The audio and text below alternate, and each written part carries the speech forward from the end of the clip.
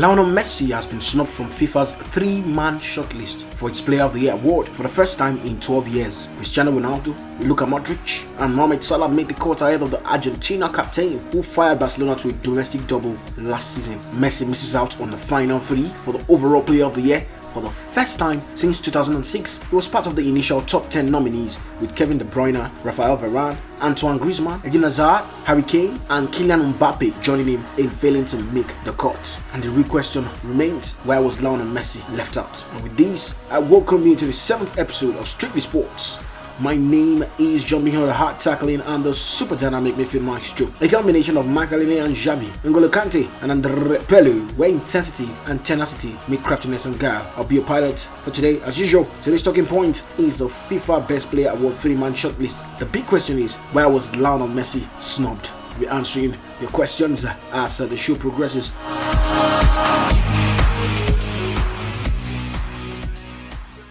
Y'all ready for this?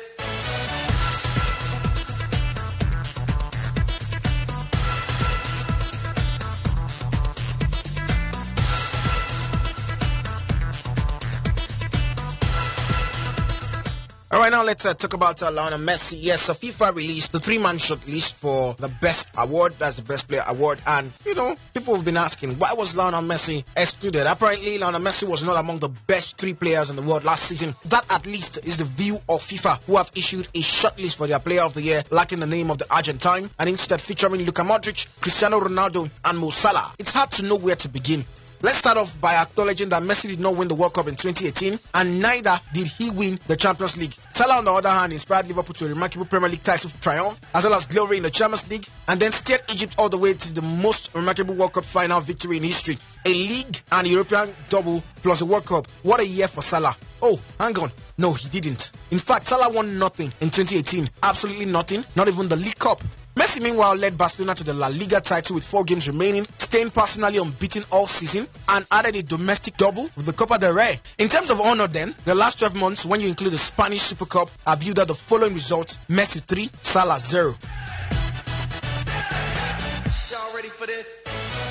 It's pretty clear, therefore, that FIFA can be using silverware as a yardstick for deciding the identity of the players shortlisted for the award, which also helps to explain why no French players are represented despite their World Cup triumph in Russia. Instead, FIFA must have preferred to judge individual performances as a determinant factor, and in that case, it makes perfect sense to see Salah ranked above Messi after the Egyptian led all scorers in Europe, and topped the Premier League in assists, chances created, and dribbles completed. And, after a season of such dominance, it's obvious he had to be shortlisted. Sorry. What's that? You're saying that Salah didn't achieve any of those feats? You mean it was Messi who won the 2017-2018 European Golden Boot, and it was Messi who topped La Liga in 7 different performance metrics, and Salah didn't? Okay, now this is starting to get very confusing when you look at it. What we are facing here is FIFA in their wisdom, deciding that a player who won 0 trophies and scored 32 league goals somehow had a better year than a player who won 3 trophies and scored 34 league goals. It only makes sense if when you okay. By looking at it, doesn't make sense at all. Salah won fewer trophies than Messi, and Salah achieved inferior personal statistics to Messi. It's very, very hard to justify regarding this year has been better than Messi's, however you look at it. Then we come to Modric and we come to Ronaldo. It's worth noting that the Real Madrid team only finished in 3rd place, 17 points. That is 17 points behind the champions in a league title race, which was more like a procession due to the failure of their key players such as Modric and Ronaldo to consistently perform at their best. The player in that same competition, of course, who did consistently perform at his best was a certain Lionel Messi. But apparently, he didn't do enough to earn a place on FIFA's shortlist, essentially because his team had a bad night in Rome and therefore didn't win the Champions League. Although, considering Salah's presence on the list, when he didn't win any trophies at all, perhaps that wouldn't have made any difference either. Who knows? But then, let's look, for instance, at the Best Coach Award, where 3 tacticians shortlisted as Zinedine Zidane, Didier Deschamps, and Dalic. That's more like it, a more sensible list. After all, it's not as though they've included someone whose team finished 17 points off the pace in the league and who resigned at the end of the season after admitting he didn't know what to do, whilst omitting a man who led his team team to the highest points total, the highest goals total, and the highest victory total in the Premier League. Talking about Josep Guardiola, he wasn't even added to that particular list with all he did. But sometimes some things just happen like that. You just can't say anything. It's FIFA. They have their rules. They make the decisions and they know what they want. And who are we to talk to FIFA? We then decided to go with Ronaldo, decided to go with Modric, decided to go with Mohamed Salah. Let's see who gets to win the award at the end of the day. Modric has already been named the UEFA Best Player for the year 2018. Now he's also shortlisted, and some people are vouching for him, rooting for him to win this particular award. And also, I'm also rooting for Modric, by the way, to win this award. He's had a fantastic year with Real Madrid in the Champions League. Beat Croatia at the World Cup. They didn't get to win the World Cup. They were beaten by Griezmann, Mbappe, Pogba, Kante, inspired France. It wasn't to be for them, but he led them to their best ever finish at the World Cup. Exciting times for Croatia. Some people would say yes. In 2010, Messi won the award when he wasn't supposed to win it. It was supposed to be Wesley Sneijder. Yeah, most people agree with that because Sneijder had a fantastic season with Inter Milan, winning the treble, and then going to the World Cup final only to lose to a Spain team that scored in extra time after Ian Robben had missed so many gilt-edged chances.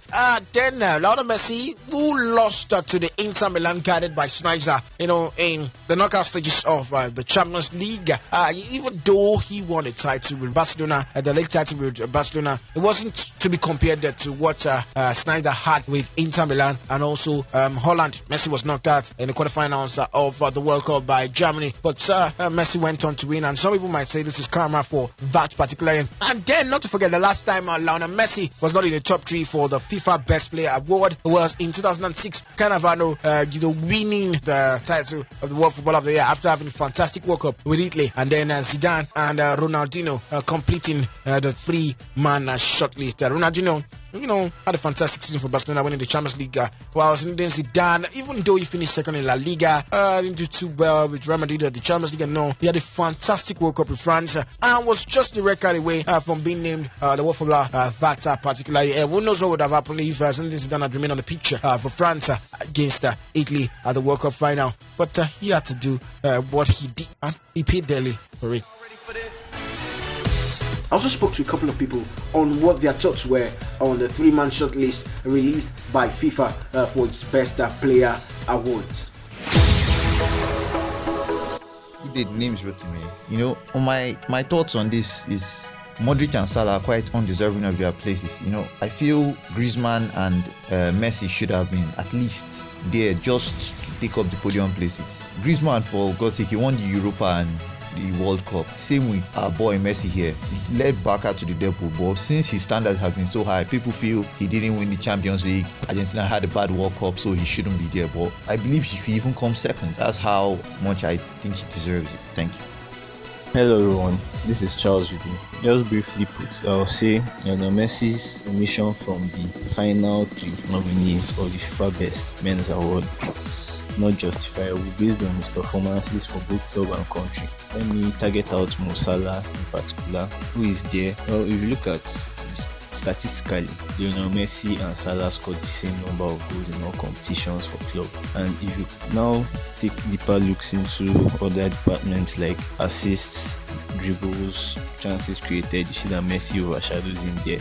And also Messi won 2 trophies, whereas Salah won none. So Luka Modric, he played well, he played exceptionally at the World Cup. So it seems that he deserves his spot more than Salah does. Whereas Cristiano Ronaldo, sure, he had to be there. He was the best player in the Champions League last season. He was able to carry Real Madrid up to the semi-finals where his teammates took over from him and won the trophy as a team. Well, that's my opinion for the nominees for the Best Men's Award. Whereas also, just briefly in the Puskas Awards, I saw that Messi and Salah were somehow snuck into the showing, whereas some beautiful goals from even the World Cup were missing, such as Cherisev's second goal against Croatia or Nacho's goal against Portugal. So that's my opinion. Thank you all. Bye. Okay, my name is Hillary. You can call me the defensive marksman. I'm talking about the FIFA 3-man list. I think there's a little bit of bias in the list because the likes of Antoine Griezmann is supposed to be on the list. For God's sake, he won the FIFA World Cup and he was runner-up in the La Liga, and he also won the Europa, even in the Super Copa. So I think he should be on that list. I don't know what the likes of Salah do. Salah did very good, very well in the EPL, but I think he shouldn't be on that list at all. Even Ronaldo, if Messi shouldn't be on that list, then I don't think Ronaldo should be on that list too, because I think Messi has more accolades. Okay, now even if they're going to use the UEFA Champions League as the basis, but I think that Messi should be on that list too, and Antoine Griezmann should be on that list too. Okay, is it because Salah got to the finals of the Champions League? He didn't win it, so what is he doing there? He scored goals. Messi also scored a lot of goals. So I think, well, there are a lot of bias in the list, and I think something should be really done about that for credibility's sake.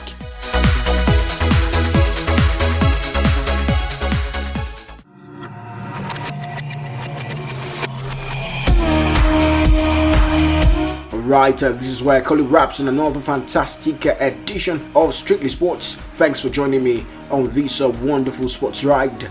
Jumbino is my name, and I am the super dynamic midfield maestro.